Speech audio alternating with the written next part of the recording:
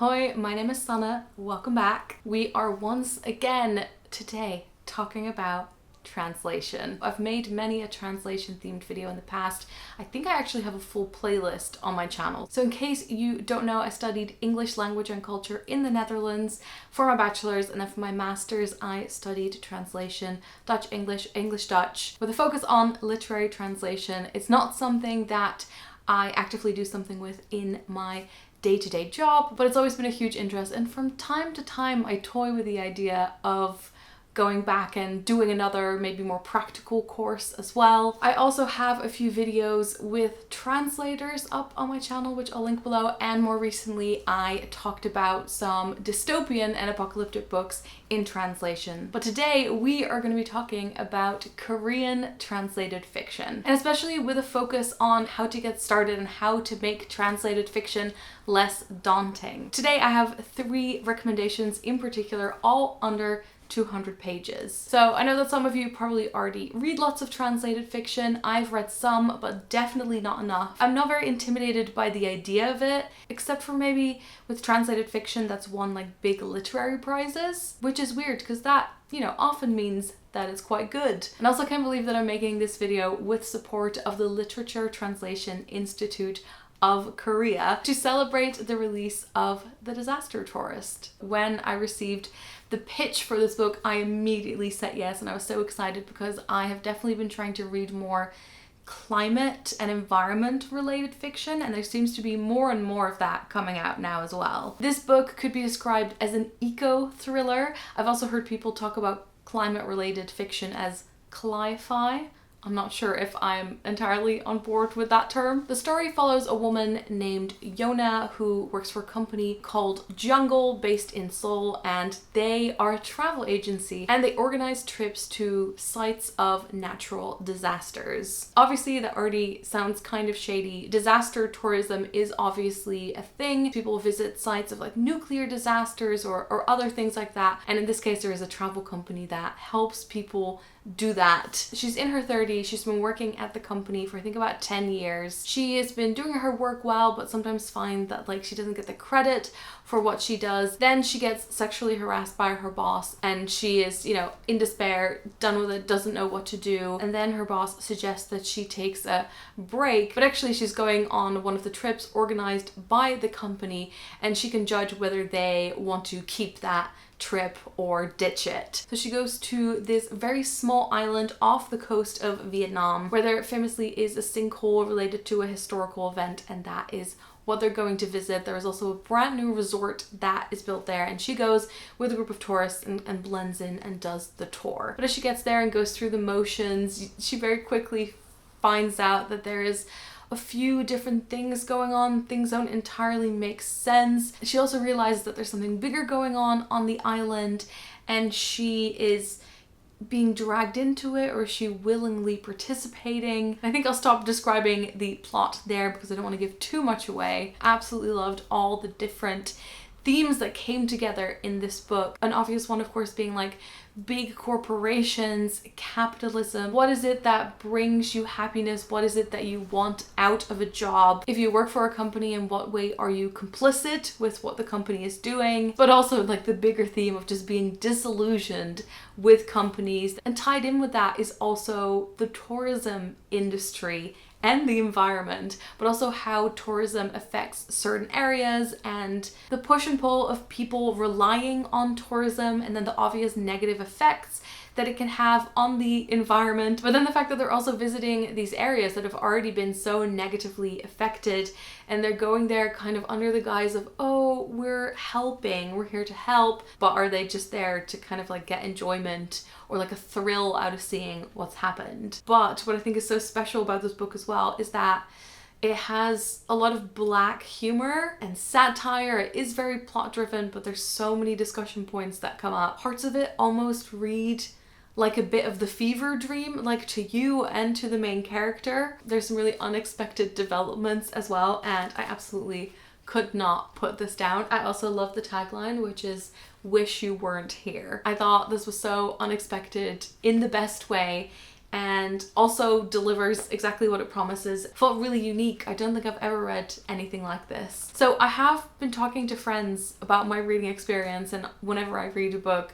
I'm always talking to my boyfriend and like giving him the play-by-play. But I haven't really had a chat with anyone else that's read this yet, so very keen to do that too. And this one comes in at 184 pages. Then we've got Kim Jiyoung, born in 1982. So how I came across this one is that I initially read If I Had Your Face with one of my book clubs, which is also by a Korean author but was written in English. And in this you follow multiple women through their lives. They're in very different walks of life, but they're all somehow related to each other, and you get to discover how they're related to each other as you keep reading it. I thought this was really, really interesting. It almost read like short stories, but not quite. It talks about wealth, sexism, cosmetic surgery, lots of different topics. Then one of my friends in the book club said, well, if you like this, you should also read Kim Jiyoung, born 1982. So that was my next read. And then actually one of the other book clubs that I'm in read this for the book club. So it's all connected. So in this book, you get a description of the life of a woman. Starts out when she is in her 30s and then tracks back to her childhood and takes you through her life, and also covers like kind of multiple generations, talks about her mother's life as well. But the idea is kind of that this could be every woman, and it was published in 2016, kind of around the Me Too movement. It made a big splash in Korea. It was quite controversial, and it is very clearly meant to like depict all the different kinds of like discrimination and gender inequality and sexual harassment that a lot of women encounter throughout their lives. It has a lot of historical and like research references at the bottom. When you're reading it, you do kind of feel like, oh, is this fiction? Is it not? It kind of feels like something in between. Again, I won't quite give away like the framing device that sort of happens at the end, but I do feel like I almost had wanted it to be either like more fiction or more non-fiction. It seems like it's a bit in the middle, but I do think that this is a very effective way for it to be shaped, and also makes it very accessible, because I think maybe if it had been framed even more as fiction, then people would be like, oh, well, it's not real, it doesn't really happen. And if it had been more non-fiction, maybe people wouldn't have picked it up as easily. So I can very much see why it is the way it is. It covers anything from like being harassed on public transport and difficult decisions that need to be made throughout life that then have all these different ramifications, decisions about having a child or not, and at work, again, like sexual harassment, being quiet about it or not, and the feeling of not being able to climb the ranks, or you have to be like a very specific way to be able to do that. So yeah, a lot about choices, and also about choices that maybe are being made for you that you don't get a say in. I think I read this in a single day, also because it was due that evening for the book club. But yeah, really, really interesting. And it is 162 pages. And then finally there is, and I don't think this will be a surprise for many people, The Vegetarian. This book has been on my shelves, I don't know how long, many, many years. So this is one that I was a little bit scared by. It has won the Man Booker International Prize in 2016. So I guess it can't have been on my shelves for that long, because the original book came out in 2007 and the translation came out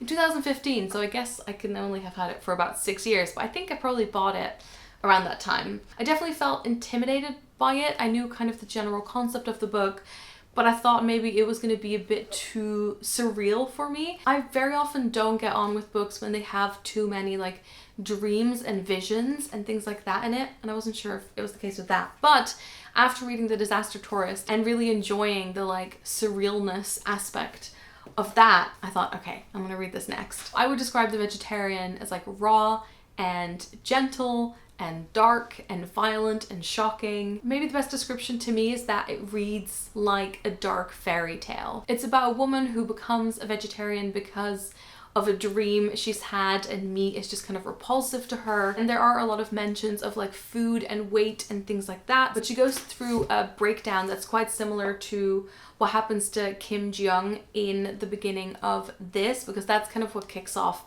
the story, is her just living a normal life and then having sort of a breakdown, and this happens in The Vegetarian as well. And it feels like it kind of revolves around the moment when she no longer is able to kind of live what's expected of her and like go through the motions and do what's obligated, and especially in her role as wife. So the first part of the story is from the point of view of her husband, then it switches to her brother-in-law, and then to her sister, and you never truly, I feel like, get to be in her head, but a lot of the book is about kind of trying to figure that part out. She gets taken to a mental health facility. There's a few time jumps as well. At the same time, you're seeing people kind of using her, trying to understand her, or alienating her. And I thought it was very beautiful, like I said, very raw, and so interesting. So I'm so glad I read that. It is 183 pages. So those were my 3 recommendations. I hope that at least one of them, or maybe several, could potentially be on your TBR now. I love thinking about like what